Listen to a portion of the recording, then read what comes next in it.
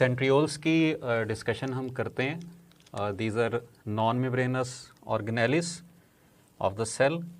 और सबसे पहले हम ये देखेंगे कि ये किन सेल्स में प्रेजेंट हैं और किन में एब्सेंट हैं। सो दो बेसिक पॉइंट्स हमने सबसे पहले याद रखने कि these are absent in prokaryotic cells while present in eukaryotic cells. अब यूकैरियोटिक सेल्स में भी ये किन में प्रेजेंट होंगे और किन में एब्सेंट होंगे। These are present in animal cells and fungi like protist. और इन दो के अलावा जितने भी यूकैरियोटिक सेल्स हैं उनमें ये एब्सेंट होंगे। So these are absent in plant cells, these are absent in fungi. तो ये हमने बेसिक पॉइंट याद रखना है कि एनिमल सेल्स के अंदर और फंजाई लाइक प्रोटिस्ट में ये मौजूद होंगे। अब जिनके अंदर ये प्रेजेंट हैं वहाँ पे इनकी लोकेशन क्या होगी, लोकेशन की तरफ हम आ जाते हैं। This is the plasma membrane. और एनिमल सेल में most prominent part is the nucleus and these centrioles are commonly found at the outer edge of nucleus। ये इनकी एग्जैक्ट लोकेशन है।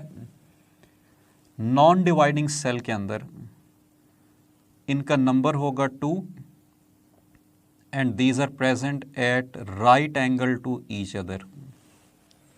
ठीक है, सो हमारा यहाँ पे फोकस एनिमल सेल पे होगा। एनिमल सेल में इनकी लोकेशन क्या होगी, at the outer as of nucleus. Number कितना होगा, दीज आर 2 इन नंबर। और इनकी अरेंजमेंट क्या होगी, these are right angle to each other. अब ये जो साइटोप्लाज्मिक एरिया है that contains these centrioles, we call it as centrosome. So centrosome is the cytoplasmic area that contains centrioles. यहाँ से एक सेंट्रियोल के कट सेक्शन को अगर हम लें, इसके स्ट्रक्चर को देखें तो उसमें हमें पता चलेगा इसके कट सेक्शन में कि it contains 9 peripheral triplets of microtubules. यानी यहाँ पर एक तो माइक्रोट्यूब्यूल्स होंगे, और माइक्रोट्यूब्यूल्स का मतलब है कि ट्यूबुलिन प्रोटीन, और उसके 9 ट्रिपलेट्स होंगे। और उन ट्रिपलेट्स की लोकेशन क्या होगी, पेरिफेरल होंगे। सो ये मैं सबसे पहले 9 पेरिफेरल ट्रिपलेट्स को बना रहा हूँ। ये 1 2 3 4 5 6 7 8 और 9। और इनमें से हर एक फर्दर 3 में डिवाइड होगा। सो ये इसकी अरेंजमेंट है। It contains 9 peripheral triplets of microtubules. So इसीलिए जो सेंट्रियोल्स के लिए फार्मूला हम यूज़ करते हैं वो होता है 9 × 3 का, यानी 9 peripheral triplets of microtubules. So the total number of tubules will be 27 in the form of 9 triplets। ये इसका बेसिक स्ट्रक्चर है। अब इसके फंक्शन की तरफ हम आ जाते हैं कि सेंट्रियोल्स इन सेल्स के अंदर क्या रोल प्ले करते हैं। सो नॉन डिवाइडिंग सेल के अंदर इनका नंबर होगा 2। Before cell division these are duplicated. इनके डुप्लीकेट्स बन जाएंगे, यानी एक की बजाय 2 पेयर्स बन जाएंगे। सेल डिवीजन के दौरान ये पेयर्स अपोजिट पोल्स की तरफ मूव करते हैं। They move to opposite poles of the cell and give rise to spindle fibres.